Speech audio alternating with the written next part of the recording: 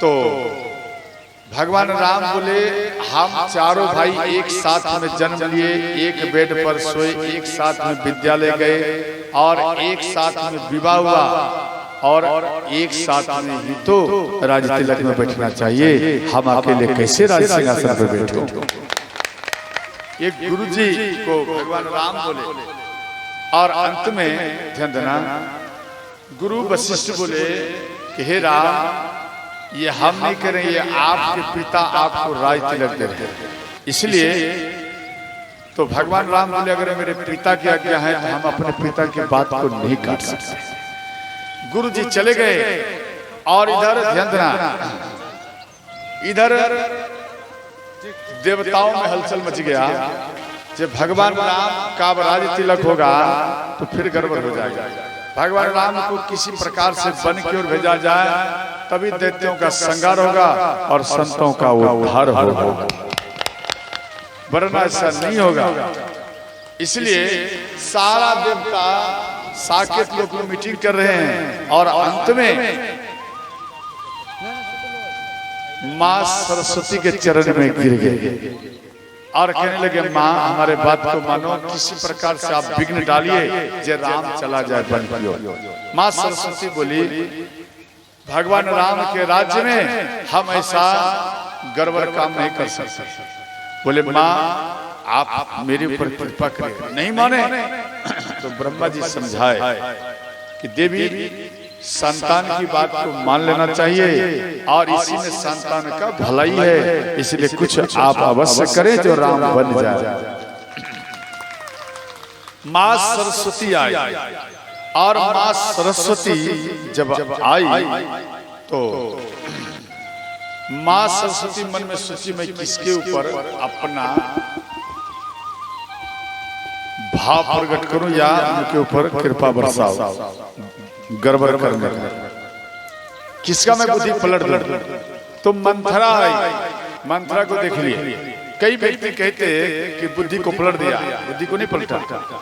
मंथरा को पूर्व जन्म का याद दिलाया।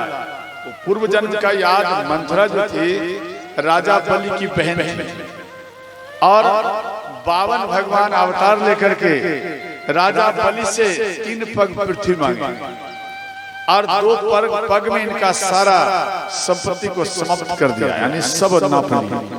अब एक चरण रह गया तो राजा बलि बोले भगवान आप मेरे सिर के ऊपर रखिए। तो 52 भगवान के सिर पर रखे और इनको लेकर पाताल में चले गए। तो भगवान 52 प्रसन्न हो गए और कहने लगे आप हमें ये बताइए जे आपको क्या चाहिए। 52 भगवान करें आपके ऊपर खुश हो, कुछ मांगिए। तो राजा बलि बोले भगवान अगर आप हमें कुछ देना चाहते हैं तो आप सदा सदा के लिए मेरे द्वारपाल में रह जाइए ताकि दर्शन कर सकें। तो 52 भगवान द्वारपाल में रहे। इसके बाद इधर साकेत लोग खाली हैं। मां लक्ष्मी घबराई जे भगवान परीक्षा देने के लिए, परीक्षा लेने के लिए गए थे और स्वयं परीक्षा में फंस गए। तो श्रावण मास की पूर्णिमा में मां लक्ष्मी साकेत लोक से राजा बलि के पास में आए और राजा बलि के पास में जैसे ही आए और हाथ जोड़ लिए और मां लक्ष्मी बोली कि हे राजन मेरा कोई भाई नहीं है, क्या आप मेरा भाई बनोगे? ध्यान देकर समझना। आपको कोई माता अगर कह दे कि आप हमारा भाई बनेंगे तो आपको कितना टाइम लगेगा हाँ कहने बोले? आप तुरंत बोलेंगे नहीं नहीं हम आपका भाई बन गया, बोलेंगे या नहीं बोलेंगे? तो उसी प्रकार से जैसे ही बोले तो राजा बलि खुश हो गए, बोले हम तेरा भाई बनने के लिए तैयार हैं। तो अंत में मां लक्ष्मी उनके कलाई में रक्षाबंधन को बांधे। देखो आप जो बाजार में से रेडीमेड जो रक्षाबंधन लाती हैं वो फोम का होता है, प्लास्टिक का होता है, ध्यान से समझना। और उनको लाकर अपने भाई के कलाई में बांधेंगे तो वो उनका कलाई में पावर नहीं बढ़ेगा, उनके कलाई में पावर नहीं बढ़ेगा। अगर आप अपने भाई के कलाई में पावर बढ़ाना चाहती हैं, अच्छा एक बात बताइए, अपने भाई के कलाई में आप सोचती हैं कि ज्यादा से ज्यादा महंगा रक्षाबंधन लाकर के हम अपना भाई के कलाई में बांधते, ज्यादा रुपया लगाने से आपके भाई के अंदर में पावर नहीं बढ़ेगा, भाई के अंदर में वही पावर बढ़ेगा। ध्यान देना। अच्छा, ज्यादा से ज्यादा रुपया वाला इष्ट देवता के मंदिर में चढ़ाती हैं क्या रक्षाबंधन? बोलो ना हाँ या नहीं? ज्यादा से ज्यादा जैसे 100-50 वाला चढ़ाती हैं? नहीं, वहां केवल दिखावा के लिए वो कच्चा धागा का रक्षाबंधन आप चढ़ाती हैं और उसको नॉर्मल से लेती हैं कि ये नॉर्मल चीज है, और भारी भरकम चीज तो वो है जो 100-200 में देता है रक्षाबंधन। वो मैं अपने भाई कलाई में बांधूं, ज्यादा काम करेगा। ये सबसे बड़ा आपका ये भूल है। जो आप रेडीमेड खरीद कर लाया उसमें पावर नहीं है, कुछ नहीं है। जो आप ओरिजिनल रक्षाबंधन अपने मंदिर में चढ़ाई है वही सबसे ज्यादा पावरफुल रक्षाबंधन है, वही रक्षा सूत्र है। उसमें आपका रुपया कुछ नहीं खर्चा होगा। 10-12 रुपया के लेंगे, 25 रुपया अगर ले लेंगे, पूरा गांव के भाई को बांध देंगे, फिर भी आपका रक्षाबंधन बच जाएगा, रक्षाबंधन बच जाएगा। और आप ध्यान देना, आपके भाई भी सुरक्षित रहेंगे। तो उन रक्षाबंधन को ध्यान देना, ब्राह्मण देवता कौन सा बांधते हैं? यही सूत्र बांधते हैं। जो ओरिजिनल बांध रहा है आप उनको नकली समझ रहे हैं, और जो नकली है आप बार बार उसी को असली समझ रहे हैं। देखो, रक्षाबंधन में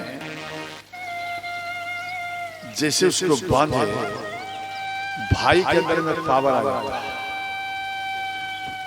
मां सीता, ये जनकपुर में एक युवक थे, उसकी बहन नहीं थी, वो बहुत ही गरीब घर के थे। और वो युवक, ध्यान देना, श्रावण मास की पूर्णिमा में हर बहन अपने भाई के कलाई में बांध रही है, और इनको गरीब समझ करके, गरीब समझकर इनके कलाई में कोई नहीं बांधता। अरे हमको क्या देगा, ये गरीब है, ये हमको कुछ नहीं देगा। वो हाथ लेके, वो भाई, जनकपुर की बात है, वो हाथ फैला करके खड़े हैं, नगर की कोई बहन इसके कलाई में हाथ में नहीं बांधे। अच्छा, और वो भाई रोने लगे और अपनी माँ को आकर बोले, माँ क्या हमारी बहन नहीं है? बोले, बेटा जिसका कोई बहन नहीं होता है उसकी बहन इस जनकपुर में माँ सीता होती है। इसलिए आपकी बहन अयोध्या में है और आपके जीजा राम है और अयोध्या की वो महारानी है। तो वो भाई बोले, माँ हम जाएंगे अपने भाई के बहन के पास में और अपने हाथ में अपनी बहन से रक्षा सूत्र बंधवाऊं।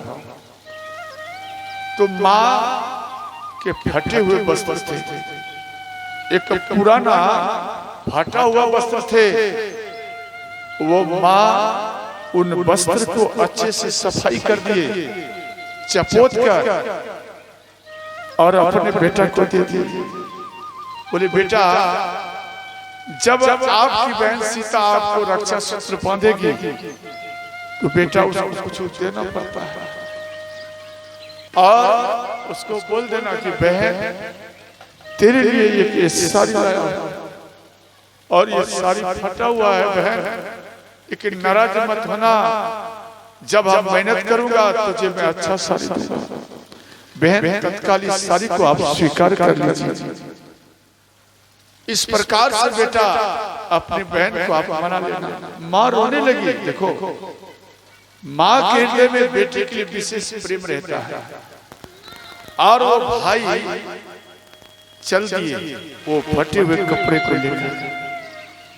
और जब चल दिए तो एक किनारे में एक नदी पार करना पड़ता, तो किनारे में वो नौका पर बैठे और नौका वाले रुपया मांगे, नौका वाले रुपया मांगे कि कुछ द्रव दो।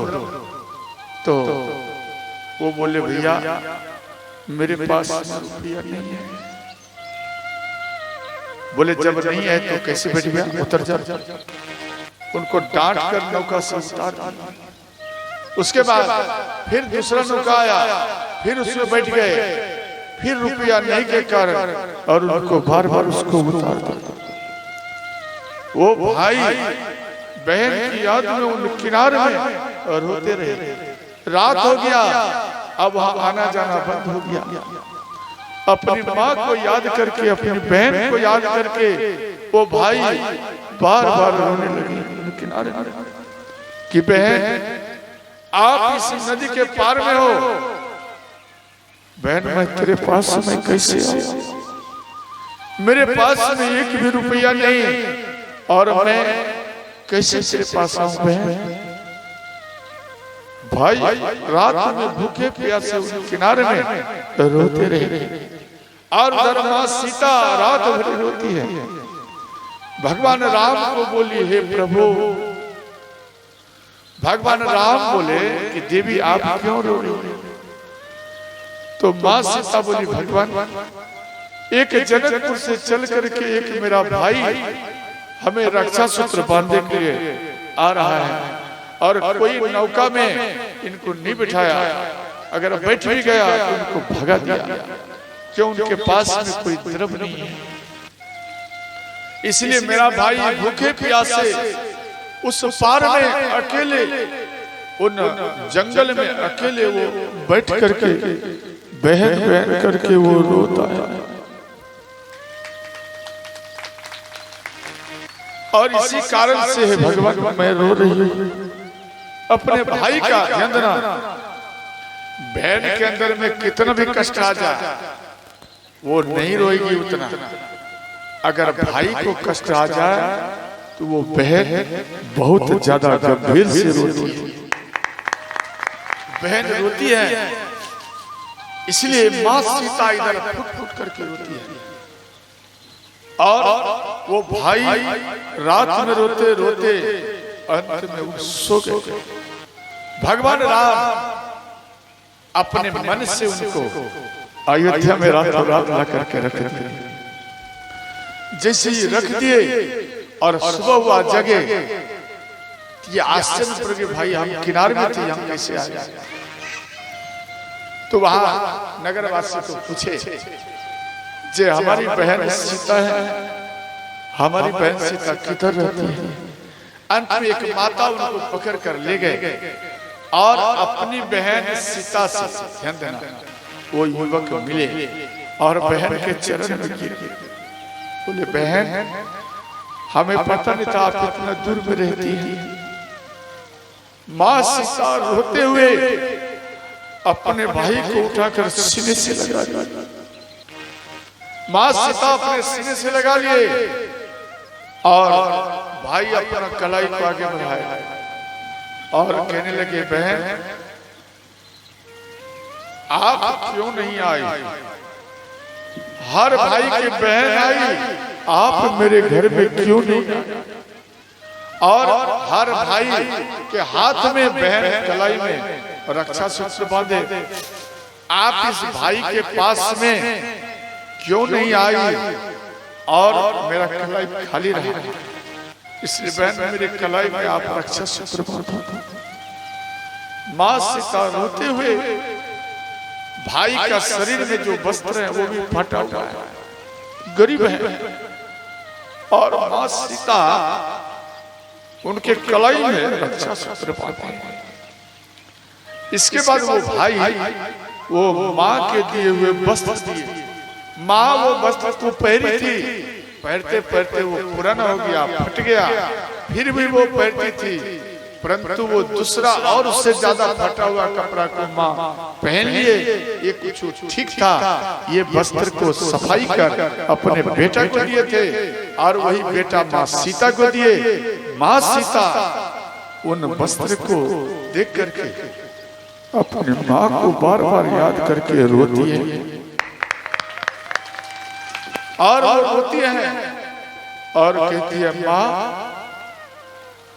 मेरे आने के बाद में आप इतना गरीब हो गया जी, आपके बदन में वस्त्र भी नहीं मिलता। हे माता, आपका दुख हमें सहा नहीं जाता। उन वस्त्र को माँ सीता हृदय से लगाई। जैसे ही हृदय से लगाई, उनका घर सुंदर बन गया। माँ सीता कृपा बरसाई, उनका घर सुंदर हो गया। नगर वासियों में जो घर है उनसे भी सुंदर घर बन गया माँ सीता की कृपा से। और माँ के पास में जो वस्त्र थे ना, वो वस्त्र भी सुंदर हो गए, चमकने लगे। भाई के शरीर में जो वस्त्र फटा हुआ था, वो वस्त्र सुंदर हो गया। देखो, भाई जो आता है एक बहन आपके कलाई में अर्थात रक्षा सूत्र बांधने के लिए आती है, और जिसका भाई नहीं होता वो बहन आपके नगर में आती है और आस पड़ोस के जो भैया हैं उनके पास में चली जाती है। क्यों? अपना भाई नहीं है, और उसकी बार को खटखटाती है कि भैया की बात को आपकी बहन आपको रक्षा सूत्र बांधने के लिए आई, या अपना भाई भी है तो उनकी बार को खटखटाती है बहन कि बहन ये भैया की बार को खोलो। उनकी भाभी अगर सुन लिए कि हमारी ननद आई है तो किबार को नहीं खोलती, किबार बंद रखती है। इसलिए देखो, ये फिर साल भर गया, अब ये आ गई है, अब इनको हमको ये कुछ वस्त्र देना पड़ेगा, रुपया देना पड़ेगा। इसको शर्म आना चाहिए, आना नहीं चाहिए। शाम पर जाता है, बहन भूखी है, अपने भाई के कलाई में रक्षा सूत्र बांधने के लिए सुबह से बहन भूखी है। शाम हो गया, किबार खटखटा किबार को भाई नहीं खोले। अगर माँ रहती, अगर पिता रहते, एक बार केवल आवाज सुन लेते, माँ तू ये हमारी बेटी आई है। वो माँ वृद्ध है, नहीं भी चल पाती है, वो किसी प्रकार से दीवार के सहारे से भी आकर के वो किबार को खोलकर बेटी को सीने से लगा लेती। आज माँ नहीं है तो उस बेटी को रोना पड़ रहा है, और वो भाई दरवाजा को नहीं खोला तो पुरुषन के पास में जाती है। पुरुषन इनको कई प्रकार का बात कहती है। देखो, अपना भाई से संतुष्टि नहीं हुआ, मेरे पास में आ गया, अब यहाँ भी कुछ देना पड़ेगा। तीन बात को सुनकर बहन और रात भरी किसी मंदिर में या किसी चौक चौराहे में रात भरी वो बहन रह जाती है। जल पी करके किसी से एक रोटी मांग करके वो रह जाती है बहन, और उनका भाई एक बार भी नहीं आया कि बहन चलो घर। वो रो करके रह जाती है। सुबह होने के बाद वो बाजार जाती है बहन, और बाजार में जाकर एक वस्त्र खरीदती है, और वो वस्त्र को खरीद कर वो किसी एकाग्र जगह पर वो वस्त्र को पहन लेती है। इसके बाद वो बहन रोते हुए अपने माँ पिता को याद करके फिर अपने ससुराल में जाती है। क्यों ऐसा क्यों किया अपनी बहन? इसलिए कि वस्त्र इसलिए खरीदे कि हमारे ससुराल वाले ये नहीं कहे कि तेरा भाई कैसा है जो एक बहन को एक वस्त्र तक नहीं दिया। वो बहन वस्त्र अपना खरीद करके पहन करके ससुराल जाती है, और अपने भाई के मान को वो बार बार ऊंचा रखती है। इसलिए जिसको भाई नहीं है उस बहन के ऊपर क्या बीतता है उनसे एक बार पूछ लो। और जिनको बहन नहीं है उस भाई को एक बार पूछना बहन का दर्द क्या होता है और भाई का दर्द क्या होता है। आज अगर भाई है तो बहन का स्वागत नहीं कर सकते, अगर बहन है ध्यान देना बार बार भाई ध्यान देना उनका सम्मान नहीं कर सकते, इसलिए सम्मान करना सीखिए। यहाँ माँ सीता माँ लक्ष्मी जब राजा बलि के हाथ में बांध दिया तो राजा बलि खुश हो गए। राजा बलि कहने लगे कि बहन कुछ आप मांग लीजिए। कहते ना ये मंत्र भी पाठ करते हैं ब्राह्मण देवता, इन बंदो बलि राजा दानवेंद्रो महाबल तेन त्वां मनुवर्धनानि रक्षमाचल। अपने भाई के कलाई में अगर बांधिए इस मंत्र को पाठ करके अपने भाई के कलाई में रक्षा सूत्र बांधिए। जब आप बांधेंगे ऐसे ब्राह्मण देवता आपको बांधते हैं इस मंत्र को उच्चारण कर, और आप भी बांधेंगे तो ध्यान देना आपके भाई के शरीर में पावर ही पावर आ जाएगा। इसके बाद ध्यान देना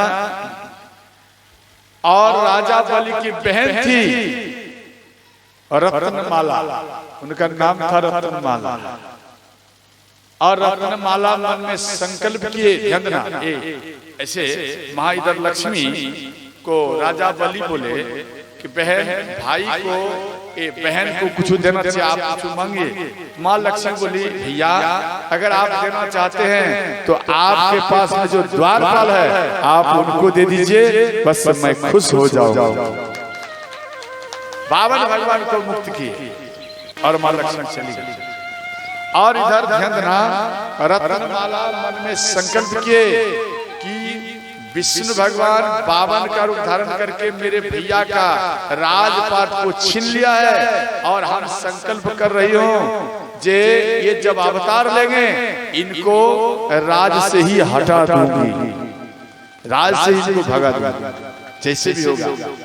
तो वही ध्यान देना वही रत्नमाला दूसरे जन्म में एक हिरणी के रूप में आई और वो हिरणी ध्यान देना केकई नरेश के नगरी में आया, उनके राज्य में वो हिरणी जन्म ली। तो केकई नरेश धनुष पर बाण लेकर शिकार करने लगे। उस हिरणी की बेटी हिरणी अपने पति के साथ में भ्रमण कर रहे थे, तो केकई नरेश उनके दामाद को मार दिया, हिरण को मार दिया। तो हिरणी की बेटी वो अपनी माँ को सारा बात बताया। तो माँ झटके में गई और केकई नरेश को बोली कि हे महाराज हमारे कारण हमारी बेटी इस वन में बेफिक्र होकर के घूमती है और आज मेरी बेटी दामाद को आपने मार दिया, इसलिए आप हमारे दामाद को आप हमें दे दीजिए। अपना तपस्या के बल से हम अपने दामाद को जीवित कर लेंगे। तो केकई नरेश झटके से एक तलवार को खींचे और इन हिरणी की गर्दन में चलाए और इनका मस्तक श्रोताओं कट गए। और जब ये कट गए तो मरते समय में संकल्प लिए कि हे राजन आप जिस प्रकार से हमारी बेटी को आपने विधवा किया है और हम भी संकल्प ले रही हूँ जे हम भी आपकी बेटी को विधवा करूंगी, ये मेरा संकल्प है। वही हिरणी ध्यान देना वही हिरणी केकई नरेश के नगर में मंथरा के रूप में श्रोताओं को प्रकट कर। और ये बात ध्यान देना यही बात माँ सरस्वती मंथरा को याद दिलाया। और इस बात का जब उनको याद आ गया तो अब इनके मन में आ गया कि राम को राज से ही मैं बाहर कर दूं। इनके अंदर में ये सोच आ गया। इसके बाद इतने में किसी ने कह दिया कि राम का कल राज तिलक होगा और इनको क्रोध आ गया। लंबी सांस लेते हुए माँ कैकेयी के पास में वो आई और माँ कैकेयी एक हार बनाई थी और कहने लगी कि मंथरा तू आ गई, आजा आजा आजा, देख तेरे लिए मैं एक हार बनाई हूं, एक तलवार ली और कैकेयी के हाथ में दी। और माँ मंथरा बोली एक काम करो, इस तलवार से मेरे सिर को काट दो। इसलिए काट दो कि हम नहीं चाहती हूं कि जीते जी तुझे मैं दासी के रूप में देखूं। बोले अरे क्या हुआ, पहले बता तो सही, कहीं लक्ष्मण तुझे तो नहीं, आपसे लड़ाई तो नहीं किया लक्ष्मण? क्यों लक्ष्मण बार बार लड़ता था, इसलिए कहीं उससे तो वो तो कुछ कठोर वचन तो नहीं बोल दिया? बोले नहीं नहीं, तुझे मालूम नहीं है क्या हो रहा है। बोले क्या हुआ? बोले देखो राम का कल राज तिलक होने वाला है। माँ कैकेयी खुश हो गई, जो माला बनाई थी वो माला, ध्यान देना, वो माला मंथरा के गले में पहरा दी। जब मंथरा के गले में पहरा दिए तो अंत में ध्यान देना, पहरने के बाद वो मंथरा नाराज हो गई और इधर माँ कैकेयी झूमने लगी, मेरा बेटा का राज तिलक होगा, आहा आज मैं प्रसन्न हो गई हूँ। तो यहाँ कहते देखो तुझे दासी का जिंदगी निर्वाह करना पड़ेगा, राजमाता माँ कौशल्या बनेगी, तू नहीं बनेगी, तुम उसकी दासी बनेगी और चौका ये सब आप करते रहना पूरा जिंदगी। तो माँ कैकेयी बोली कि देखो हम परीक्षा करके देख लिया है, जिस प्रकार से सब माँ से प्रेम राम करता है उसी प्रकार से राम सबसे ज्यादा हमसे प्रेम करता है। यहाँ पर लिखा है मो पर करही स्नेह बिसे मो पर करही स्नेह मैं कर परीक्षा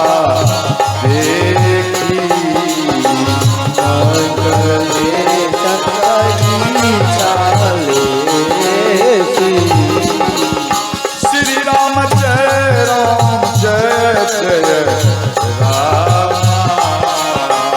श्री राम जय राम जय जय राम, श्री राम जय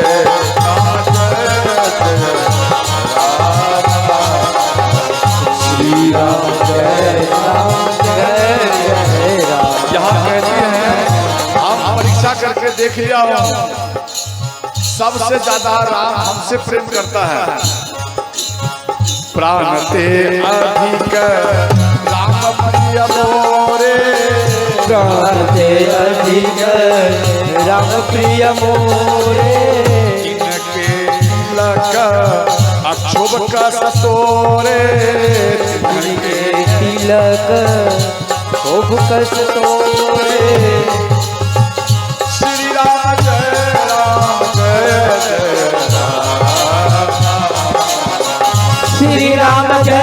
राम जय जय राम, श्री राम जय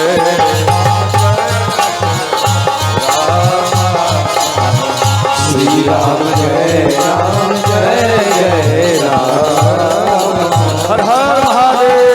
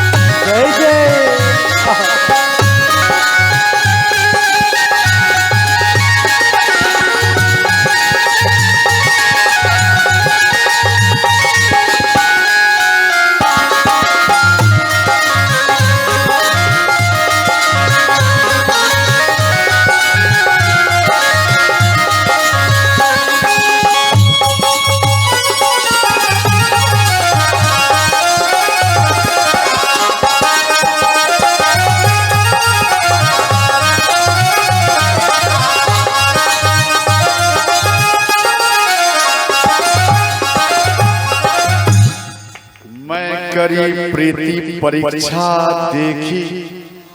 परीक्षा की बात क्यों आया? देखो, एक बार माँ कौशल्या राम को लेकर अपने घर में सुलाने के लिए आया। राम रात 12 बज गया, 1 बज गया, 2 बज गया, नहीं सोया। और इसके बाद माँ कौशल्या महल से बाहर आई तो उधर देखिए अपने महल के ठीक बाहर में, दरवाजे के बाहर में माँ कैकेयी रो रही है।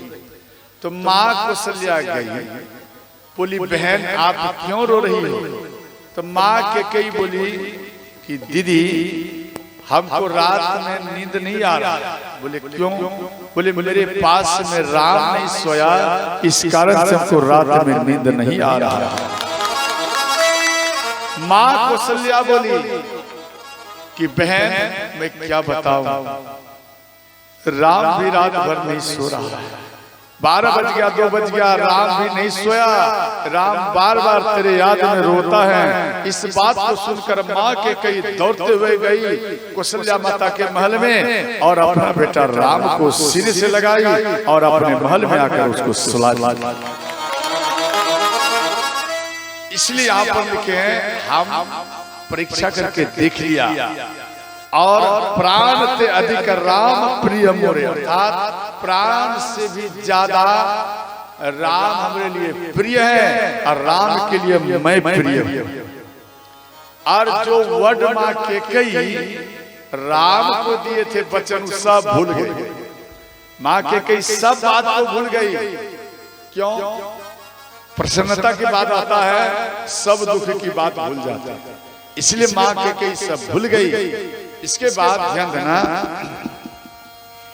तो माँ कैकेयी का बुद्धि पलट नहीं पाए, ये मंथरा। तो माँ सरस्वती आई, माँ कैकेयी के पूर्व शपथ का बात दिलाने लगे। तो पूर्व में क्या था, एक बार जिसको कहते हैं देवासुर संग्राम, यही ना कहते हैं देवासुर संग्राम। वो देवासुर, देवा मना देवता, सुर, सुर मना संबासुर। तो संबासुर का संग्राम था देवताओं से। तो देवता कितना बार युद्ध किया वो हार गए।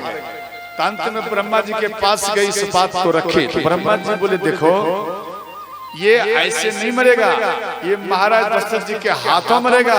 इसलिए जाओ महाराज दशरथ जी को आप आदर सहित ले आइए। इंद्र भगवान अयोध्या में आए, महाराज दशरथ जी से निवेदन की। महाराज दशरथ जी प्रसन्न हो गए और महाराज दशरथ जी जाने की तैयारी में लगे। माँ के इस बात को सुनकर महाराज दशरथ जी के पास में आए, बोले हे महाराज हम भी आपके साथ में जाऊंगा। अंत में माँ कैकेयी भी चली और वो रथ जो है, ध्यान देना, रथ को आकाश में उड़ाया। महाराज दशरथ जी का ऐसा रथ था जो आकाश में भी उड़ता था। और संबासुर से संग्राम प्रारंभ हुआ। तो जब प्रारंभ हुआ तो उन समय में युद्ध करते क्रम में इनके पहिया का किल्ली खिटक गया, मानो खुल की इधर उधर चला गया। तो माँ कैकेयी बचपन में एक साधु का अंगूठे से बर्छी को इधर उधर लेकर चली गई। साधु बाबा सोची कोई चुरा कर ले गया। जब साधु बाई बात सोचे तो अंत में साधु बाबा श्राप दिए कि जिस अंग से ले गया वो अंग लोहा का समान हो जाएगा। तो अंत में वह अंगूठा से ले गई थी, वो अंगूठा लोहा के समान हो गए। आज वही श्राप आज वरदान का रूप बन गया और किली के स्थान पर अपना अंगूठा को लगा दिया। और जब किल्ली खिटक गया था तो रथ थोड़ा अनबैलेंस हुए तो महाराज दशरथ जी रथ पर से गिर गए। ध्यान देना, रथ ऐसा दिव्य था कि रथ पर आप जब तक रहेंगे सुरक्षित रहेंगे, और रथ पर से अगर मानो नीचे आए तो आपको जमीन में ही गिरना पड़ेगा। अब सोचो इंद्र लोक से गिर रहे हैं नीचे, तो गिरिधराज जटायु भी देवासुर संग्राम में गए थे। तो गिरिधराज जटायु मन में विचार किया कि महाराज दशरथ जी अगर जमीन में गिर जाएंगे तो मर जाएंगे, इसलिए अपना गति को बढ़ाए और महाराज जी को गिरने से उनको बचाए। महाराज दशरथ जी को अपने पंखुड़ी से बचा लिया। अपने पंखुड़ी में उनको संभाल ली। इसके बाद गिद्धराज जटायु उड़ते हुए फिर रथ में महाराज दशरथ जी को खड़े खड़े। तो महाराज दशरथ जी खुश हो गए। महाराज दशरथ जी बोले, हे गिद्धराज जटायु, आज आपने हमारा प्राण बचाया, इसलिए आप कुछ मांगे और आज से हम आपका मित्र बन गए और आप हमारा मित्र बन जाइए। तो गिद्धराज जटायु बोले, ठीक, आप मेरा मित्र, बहुत अच्छा। और महाराज दशरथ जी बोले, कुछ मांग लीजिए। तो गिद्धराज जटायु बोले कि हे महाराज, हे मित्र, अगर आप कुछ हमको देना चाहते तो एक काम करना, आपके पास में बेटा जो प्रकट होगा वो 12 बेटा आप हमको दान कर देना। वही 12 बेटा हमको दे देना और हमको कुछ नहीं चाहिए। महाराज दशरथ जी जो वचन देते थे उसको पूरा भी करते थे। बोले, ठीक, हम आपको देंगे। ध्यान देना, भगवान राम महाराज दशरथ जी का जब मृत्यु हुआ तो कौन अग्नि संस्कार किए बताइए? महाराज राम किया? राम नहीं किया, भरत किया। राम मानो दान कर दिया राम को, तो उसके बाद 12 बेटा कौन हुआ? भरत जी हुए। इसलिए 12 बेटा का ही अधिकारी हुआ और 12 बेटा महाराज दशरथ जी को अग्नि संस्कार किए थे। श्रोता, और ये 12 बेटा दान कर दिया तो राम अपने पिता के समान गिद्धराज जटायु का श्रोताओं अग्नि संस्कार किए थे, पिता के समान, और कर्म भी किए थे भगवान राम। तो ध्यान देना, इसके बाद संबासुर को महाराज दशरथ जी मार दिए और महाराज दशरथ जी माँ कैकेयी को बोले, देवी आप बहुत बढ़िया भूमिका निभाई है, इसलिए आपके ऊपर हम खुश हूँ, आप हमसे कुछ मांग लीजिए। तो माँ कैकेयी बोली कि हे भगवान, हे महाराज, अगर आप हमको कुछ देना चाहते तो हम लेंगे 2 वर। बोले, ठीक, आप वो ले लीजिए। बोलो, क्या चाहिए? बोले, अभी नहीं, समय आने पर हम ले लूंगी और तत्काल ये 2 वर आप अपने पास में हमारा एडवांस में जमा रहने दीजिए। बोले, ठीक। और जब संबासुर का मृत्यु हो गया, इंद्र भगवान खुश हो गए। तो माँ कैकेयी को इंद्र भगवान चूड़ामणि दिए। माँ कैकेयी वो चूड़ामणि माँ कौशल्या को दिए। माँ कौशल्या वो चूड़ामणि माँ सीता को दिए। माँ सीता वो चूड़ामणि लंका में जब हनुमान जी गए तो वो चूड़ामणि हनुमान जी को दिए और वो हनुमान जी चूड़ामणि भगवान राम को दिए। इसके बाद ढोल नगारे बजाते हुए महाराज दशरथ जी को विदाई की और किष्किंधा देते हुए आ रहे थे। जब किष्किंधा देते हुए आ रहे थे और बाली के पास में ये बात आया तो बाली महाराज दशरथ जी को बुलाए और बोले, हे राजन, आप एक संबासुर को मार दिया और पूरा उछल कूद करते हुए जा रहे हो, खुशियां मनाते हुए, इतना बलिष्ठ आप हो गए हैं। एक काम करो, कल आप हमसे युद्ध करना, अगर आप जीत जाएंगे। कैकेयी के ऊपर इतनी में दृष्टि पड़ गया। कैकेयी माता देखने में बहुत सुंदरी थी। तो बाली बोले, ये आपकी पत्नी जो कैकेयी है, अगर आप जीत जाएंगे तो अपनी पत्नी कैकेयी को ले जाना, अगर आप हार जाएंगे ये कैकेयी ये मेरे पास में रहेगी।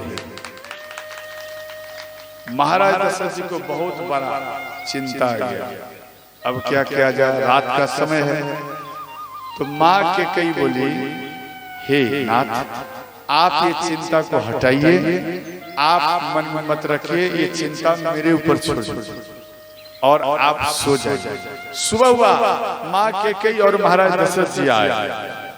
माँ कैकेयी बोली बाली को कि हे राजन, आपके साथ में वही लड़ेगा जो वीर होगा, और मानो कोई हार मान लेगा, आपके सामने में झुक जाएगा। क्या झुके हुए व्यक्ति के साथ भी आप युद्ध करोगे? बाली बोले, इतना मैं कायर नहीं हूं जो झुक गया मैं उसके साथ युद्ध करूं, ऐसा नहीं करूंगा। तो माँ कैकेयी जो पूर्वज से मुकुट आ रहा था राज्य में, वो मुकुट उतार कर बाली के चरण में रख दिया। महाराज दशरथ जी के सिर पर से मुकुट उतार कर बाली के चरण में रख दी। और माँ कैकेयी बोली, हे राजन, क्या अब भी मेरे पति से आप युद्ध करोगे? बोले नहीं। क्या मैं जा सकती हूँ? बोले हाँ, आप जा सकती हैं। क्यों? हार मान चुके। तो अंत में माँ कैकेयी और महाराज दशरथ जी चल दिए। माँ कैकेयी मन में संकल्प किए, मेरा जो बेटा होगा और मेरा बेटा इसको मारेगा, उसके बाद ये मुकुट मुक्त होगा और इसी मुकुट से अपने बेटा राम को मैं राज सिंहासन पर बैठाऊंगा, अर्थात अपने लल्ला को मैं सिंहासन पर बैठाऊंगा। ये माँ कैकेयी संकल्प की। और महाराज दशरथ जी अयोध्या की ओर चले तो रात हो गया। क्यों? सिर पर मुकुट नहीं था, इसलिए महाराज दशरथ जी रात होने दिए। उसके बाद नगर में प्रवेश किए और नकली मुकुट तैयार करके रातों रात, उसके बाद सुबह में महाराज दशरथ जी मुकुट को धारण।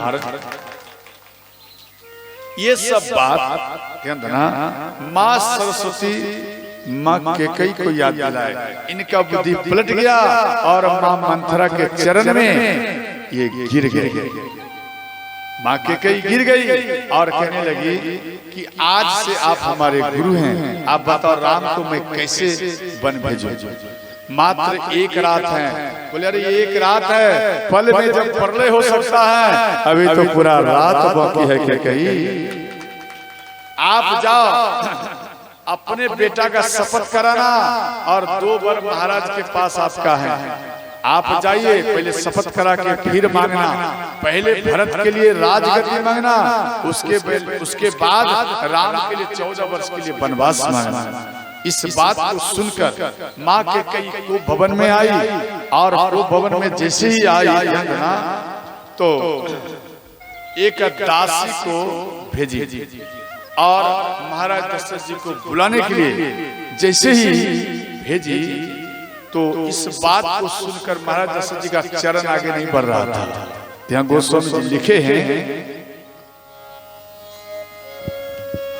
कोप भवन सुनी सकुचे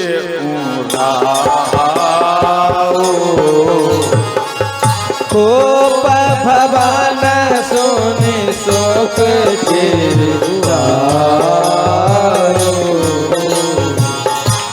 भयवश आगे पराई भयवश आगे पराई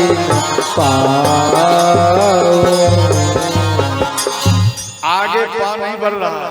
तो अंत में जब पान नहीं बढ़ रहे थे, फिर भी किसी प्रकार कोप भवन में आए और कैकेयी को देख करके महाराज दशरथ जी उदास हो गए। बोले देवी, आप अपना पूरा वस्त्र को बिखेर दिया है, आभूषण बिखेर दिया है, क्या बात है? क्या तुझे मालूम नहीं है तेरा बेटा राम का कल राज तिलक होने वाला है? जल्दी में उठो, कलश सवारो, आरती लगाओ, आरती सजाओ, उठो देवी उठो। माँ कैकेयी बोली, हे महाराज आपके पास में 2 वर मेरा है। बोले हाँ, वो 2 वर हमको चाहिए, उसके बाद बेटा का तिलक करना। बोले ठीक, मांगो क्या चाहिए? तो महाराज दशरथ जी फिर दूसरा बात बोले, पहले आपको वर जो दूंगा तो पहले आप एक रानी के रूप में आइए। तो माँ कैकेयी महल में गई, दूसरा वस्त्र सुंदर पहने, आभूषण पहने। तो महाराज दशरथ जी कैकेयी के रूप को देखकर खुश हो गए। उसके बाद नहीं, आपको क्या चाहिए आप जरा बताओ, यहाँ आप मांगो। बोले नहीं, आप शपथ खाइए। बोले अरे आप ऐसे मांगो, शपथ खाने की क्या जरूरत है? बोले नहीं, हमको विश्वास नहीं हो रहा। क्या तुझे मालूम नहीं है रघुकुल रीत सदाचार्या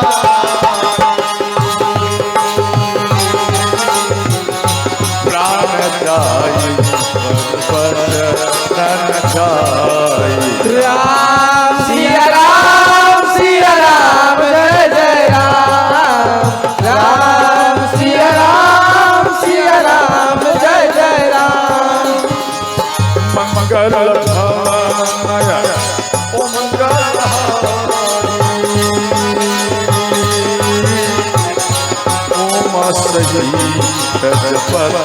त्रिपुरारी। राम सिया राम जय जय राम। राम सिया राम जय जय राम। हर हर महादेव।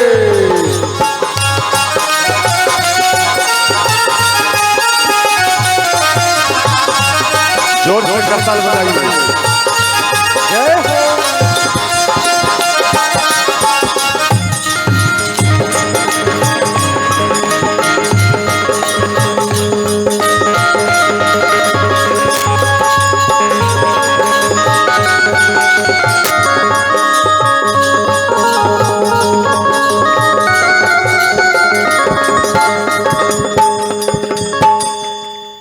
बोलो सच्चे दरबार की जय। इसलिए आप मांगो तो अंत में बोले नहीं आप पहले अपना बेटा का शपथ खाइए। बोले भरत का शपथ रहा। बोले नहीं भरत का नहीं, राम का शपथ खाइए। बोले ठीक है राम का शपथ आप मांगो। अब देखो बड़े प्यार से माँ के कई कहती हैं, सुनो प्राणपति। क्या कर रही है? प्राणपति यानी मेरे प्राण के आप पति हैं, आप हमारे बात को सुनिए। सुनो प्राणपति भावत जी का देहो एक बर भरत जी का। सुनो प्राणपति भावत जी का देव एक बर भरत जी का।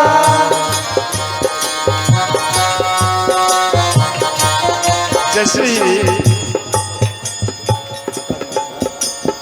इधर माँ के कई जैसे ही बोले कि भरत को राजगद्दी चाहिए, राज तिलक भरत का करिए, तो महाराज दशरथ जी मन में सोचे राम और भरत में कोई फर्क नहीं, चलो कोई बात नहीं, हम भरत को राज दिया। इसके बाद बोले दूसरा बोलो, तापस विशेष उदासी 14 बरस राम बनवासी। तापस शेष उदासी 14 बरस राम बनवासी। सीताराम सीताराम सीताराम सीताराम सीताराम सीताराम कहिए। जय विधि राखे राम जय विधि राखे राम कहीं विधि रहिए। हर हर महादेव। राधे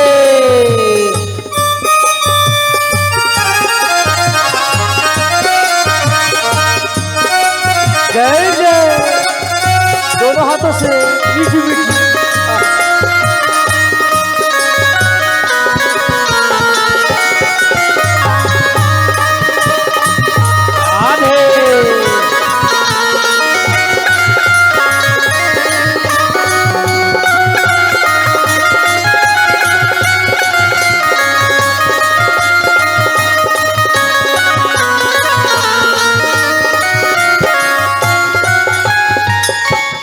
देखो भरत के बारे में बोले तो उतना उदास नहीं हुए, थोड़ा सा उदास हुए।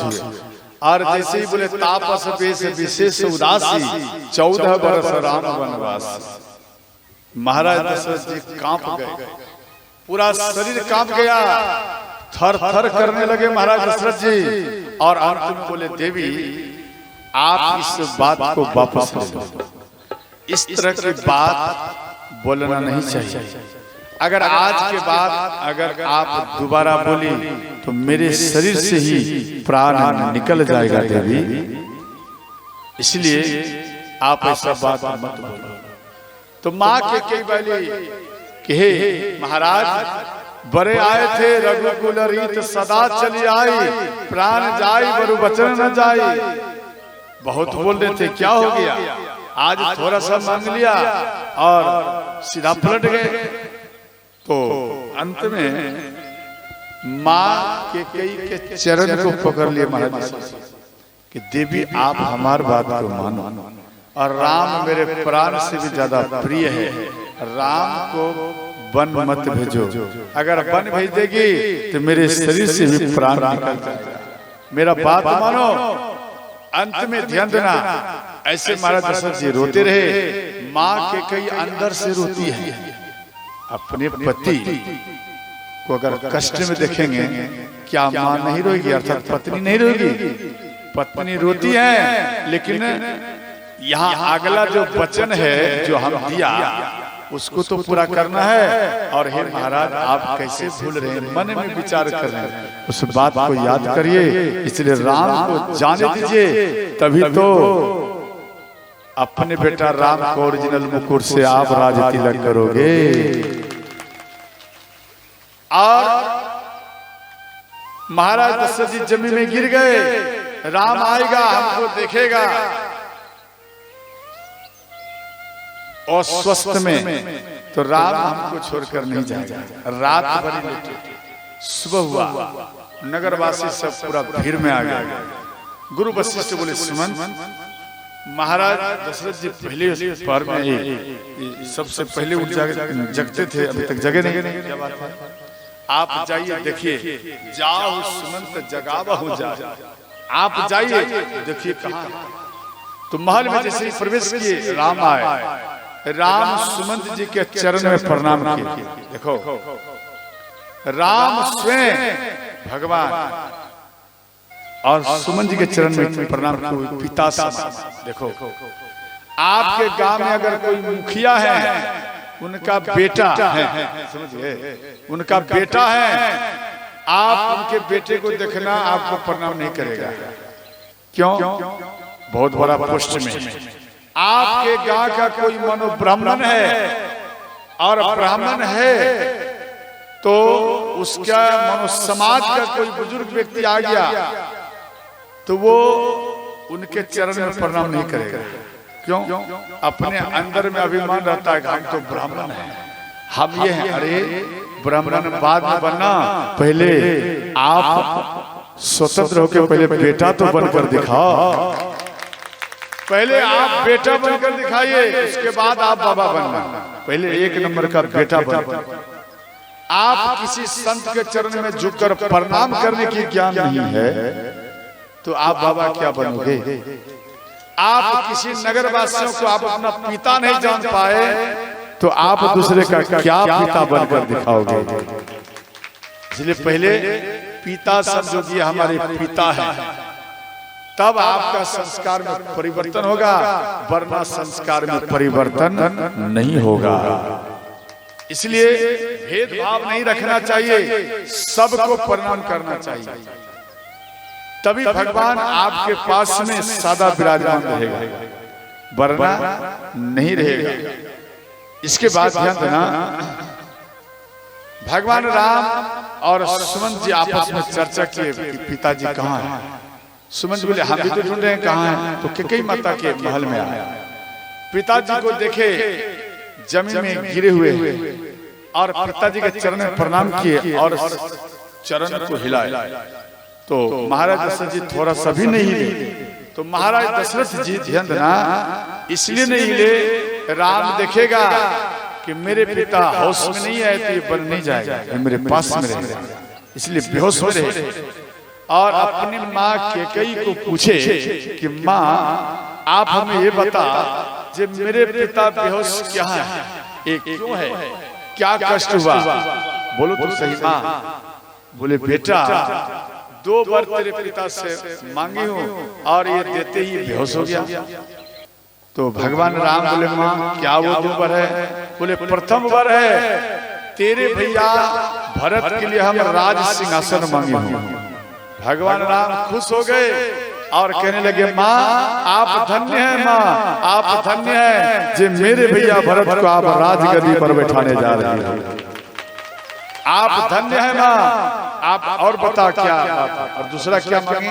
बोले 14 वर्ष के लिए तापस विशेष उदासी 14 वर्ष राम वनवासी जे बेटा आपके लिए हम 14 वर्ष वन मांगा। बोले माँ आप धन्य हैं, धन्य जन जगत।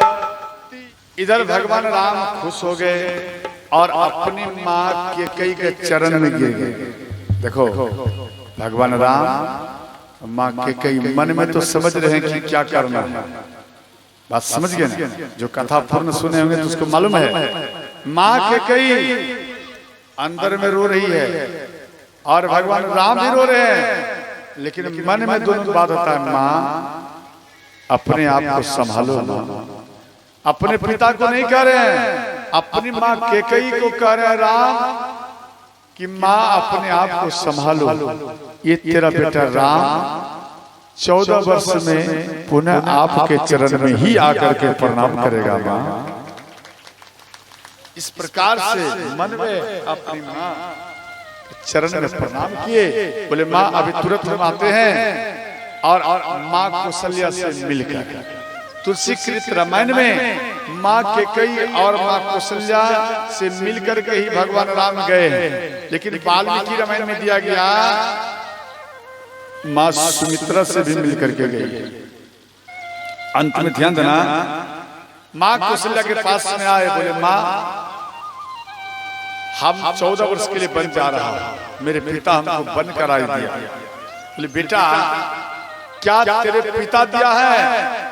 अगर तेरे पिता दिया है तो हम उसको समझाएंगे, मना करेंगे। अगर आपकी माँ केकई दी होगी तो बेटा इस बीच में हम भी कुछ नहीं कह सकते। अब दिमाग लगाओ, माँ कौशल्या कितना सम्मान किए केकई का। तो बोले नहीं हमारी माँ केकई का ही आदेश है। बेटा हम इस बीच में कुछ नहीं कर सकते। और अंत में अपने बेटा राम का मुख को चुमन करने लगी। इतने में माँ सीता इस बात को जान गई, भागते हुए आई और माँ कौशल्या के चरण में गिर गई और कहने लगी हे माता मेरे भगवान मेरे प्राणनाथ वन में जा रहे हैं और हम भी जाऊंगे। राम के चरण में नहीं गिरी, अपने सास के चरण में गिरी। क्यों?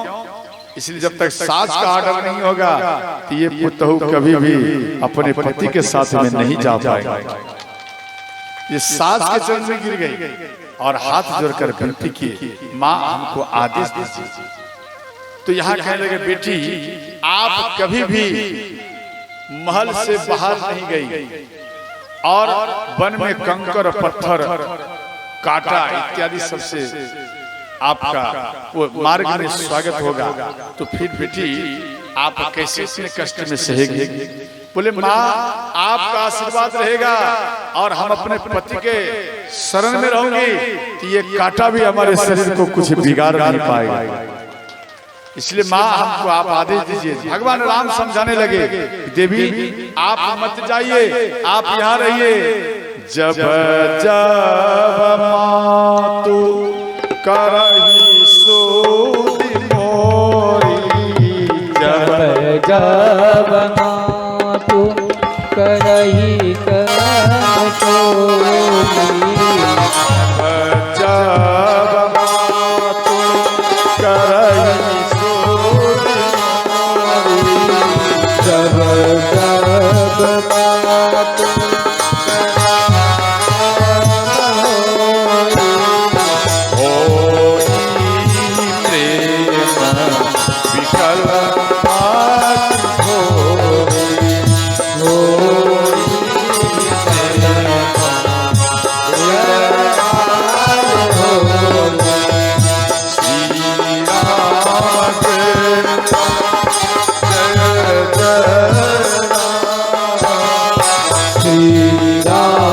जय राम जय जय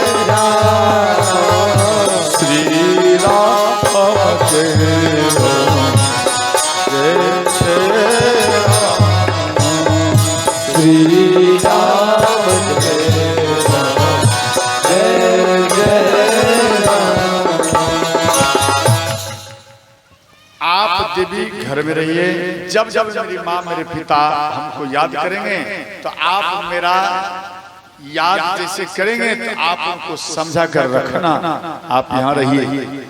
तो माँ सीता बोली, जिया बीनु देह नदी बीनु बारी, जिया बीनु देह नदी बीनु बारी,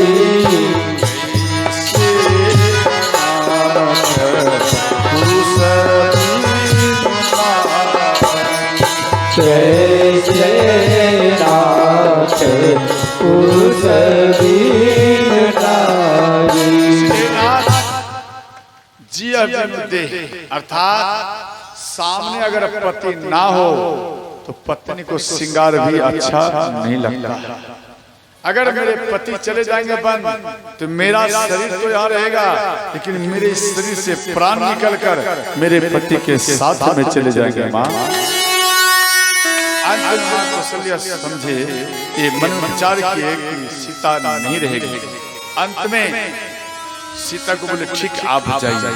और इधर भगवान राम और माँ सीता एक चबूतरा में आकर बैठ गए। इतने में लक्ष्मण जी को मालूम पड़े, लक्ष्मण जी भागते हुए आए, भैया राम के चरण में गिर गए और कहने लगे भैया हम भी बन जाएंगे। भगवान राम बोले भैया आप मत जाइए, मेरे पिता का स्वास्थ्य ठीक नहीं, आप यहाँ रहेंगे तो कम से कम उनको बल मिलेगा। और भैया भरत शत्रुघ्न नहीं है, कौन देखेगा। तो लक्ष्मण जी बोले भैया कोई रहे या नहीं रहे, परंतु हम आपके साथ बन जाऊंगा तो जाऊंगा। लक्ष्मण जी हट किए, बोले जा अपनी माँ से विदा मांगो। तो माँ सुमित्रा के चरण में आकर श्री लक्ष्मण जी प्रणाम किए। बोले माँ हम अवध को छोड़ करके जा रहा हूँ, क्यों मेरे भैया बन जा रहे हैं इसलिए हम अवध को छोड़ करके जा रहा हूँ, इसलिए माँ आप हमें आदेश दीजिए। तो यहाँ माँ सुमित्रा बोली बेटा तात तुम्हारी मातु पे तात तुम्हारी मातु पे राम सब हाथी सनेही, सीता राम सब हाथी सनेही। बेटा आपकी माँ आप जो मेरे पास आए, अरे मैं जो माँ हूँ तेरा एक जन्म की माँ हूँ, और सीता राम ध्यान देना राम सीता करोड़ों जन्म के आपके माता पिता हैं, आप उनके चरण में क्यों नहीं प्रणाम करा दे ले लिए, मेरे पास में क्यों आए।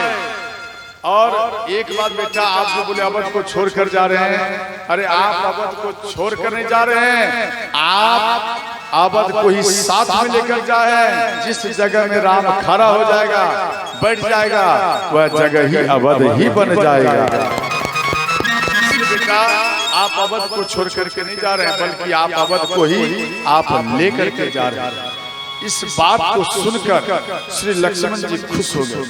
इसके बाद बोले बेटा आज तो बड़े भाग्यवान हम हैं जो मेरा बेटा राम का सेवा करने के लिए जा रहा है। ध्यान देना वो माँ बरभागी है जिसका बेटा शिव भक्त, राम भक्त, कबीर साहब भक्त, निरंकारी भक्त, माँ सरस्वती भक्त, हनुमान भक्त, ध्यान देना राम भक्त, जिसका बेटा भक्त हो गया चाहे खुदा का ही क्यों ना, ध्यान देना जिसका बेटा खुदा का भक्त हो गया। जैसे मस्जिद में जो मुस्लिम नमाज नहीं पढ़ता वो मुस्लिम ना है ना वो हिंदू है, और जो हिंदू में पूजा पाठ नहीं करता है वो ना हिंदू है ना वो मुस्लिम है। बस समझ गए। और जो नमाज पढ़ता है वही सच्चा मुसलमान है, और जो पूजा पाठ करता है जो कथा सुनता है वही सच्चा हिंदू है। इतना दिमाग में रखना। इसके बाद यहां बोले बेटा, जिसका बेटा राम भक्त नहीं हुआ, जिसका बेटा राम भक्त नहीं हुआ, वो माँ को बांझ रहना अच्छा है, परंतु ऐसा बालक को जन्म देना भी व्यर्थ है। अब देखो कितनी बड़ी बात बोल दी। तो अंत में माँ सुमित्रा बोली, बेटा आप स्वप्न में भी भाई से मत मिलाना। बोले माँ ये स्वप्न कैसे आता? बेटा आप जब सोएंगे, भोजन करेंगे तब तो नींद आएगा, आप सो जाएंगे, और स्वप्न में भाई भाई में लड़ जाते हैं। तो श्री लक्ष्मण जी बोले, माँ हम तेरे चरण में प्रणाम करने के लिए जा रहा हूं, आप मेरे सिर पर हाथ रखिए।